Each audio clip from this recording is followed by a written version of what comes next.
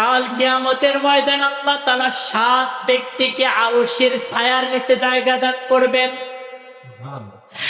এক নম্বরে নবীজি বলেছেন আল ইমামুল আদিল, যিনি হলেন ইনসাফকারী ইমাম, ন্যায়পরায়ণ শাসক। ন্যায়পরায়ণ কি? শাসক। এমন শাসক না হে মুমিন 500 টাকার বিনিময়ে বিচারকে উল্টায়া দেয়, এরকম আছে না?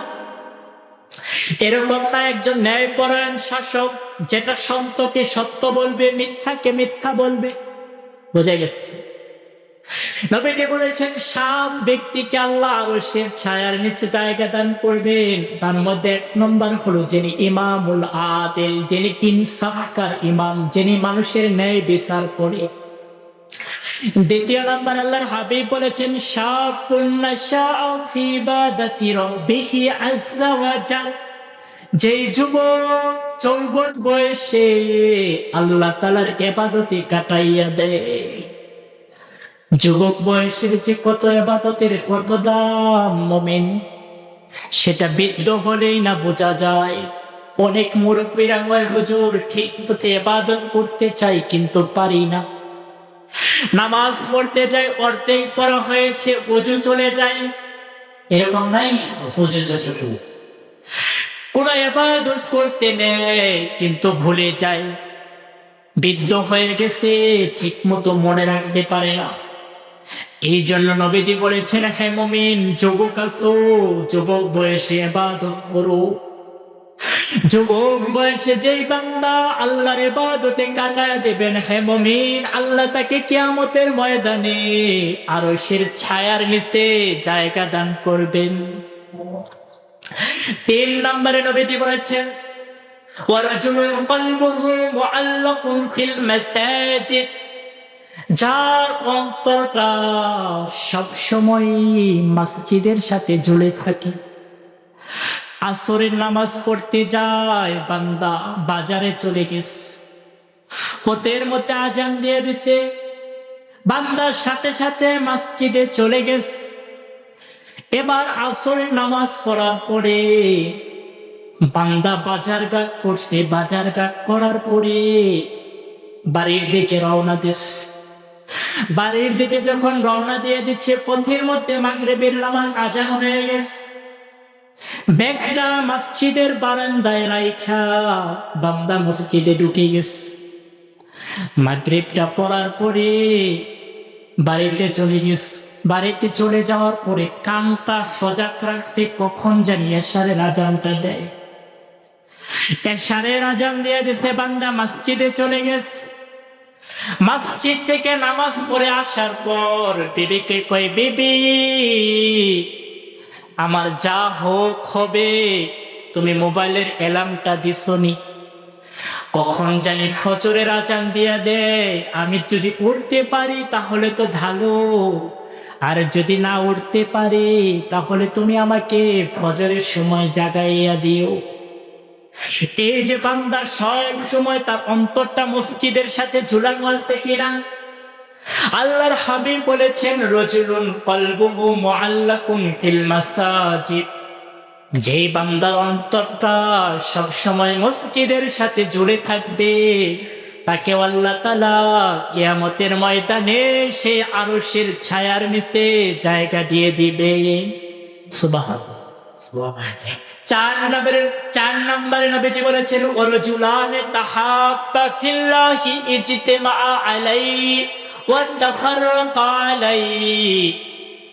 নবীজি বলেন কোন ব্যক্তি কারো সাথে বন্ধুত্ব করে আল্লাহ তাআলার জন্য, আবার কারো সাথে বন্ধুত্ব ছিন্ন করে দেয় আল্লাহ তাআলার সন্তুষ্টির জন্য।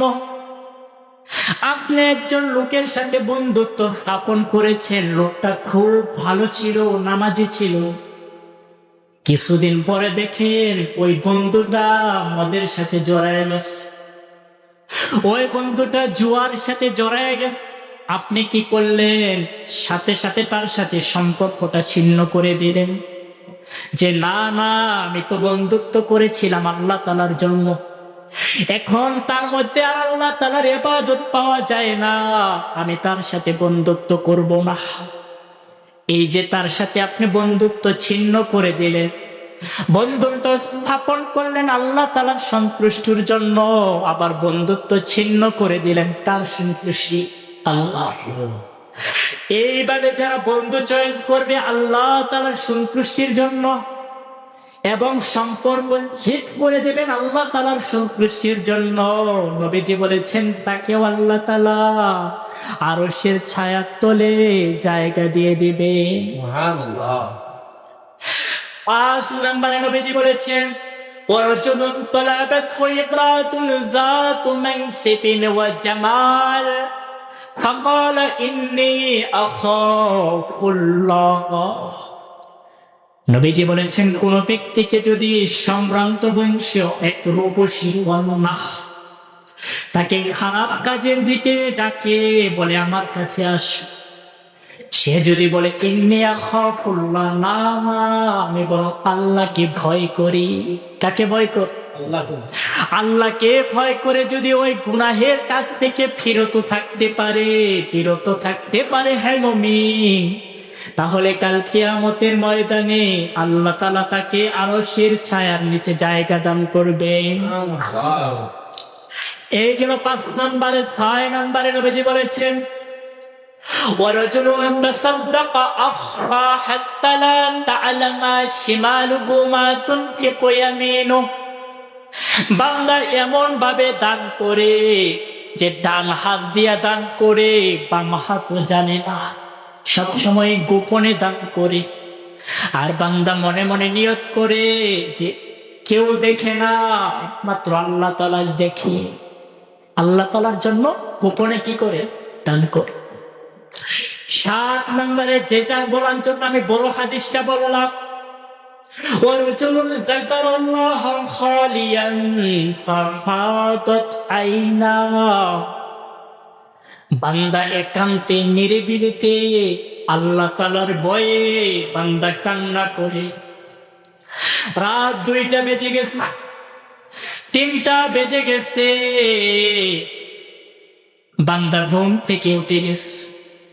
উঠে যাওয়ার পরে আল্লাহর কাছে হাত উঠায় দিছে, কয় আল্লাহ আপনি তো জানেন আমার কত গুনাহ, আমি যে পরিমাণে গুনাহ করেছি, আমার মা যদি জানতো তাহলে জীবনে আমার ছেলে বলে পরিচয় দিত না, আমার বাবা যদি জানতো তাহলে কখনো ছেলে বলে পরিচয় দিত না, আমার আত্মীয় স্বজন কেউ জানলে পরে পরিচয় দিত না।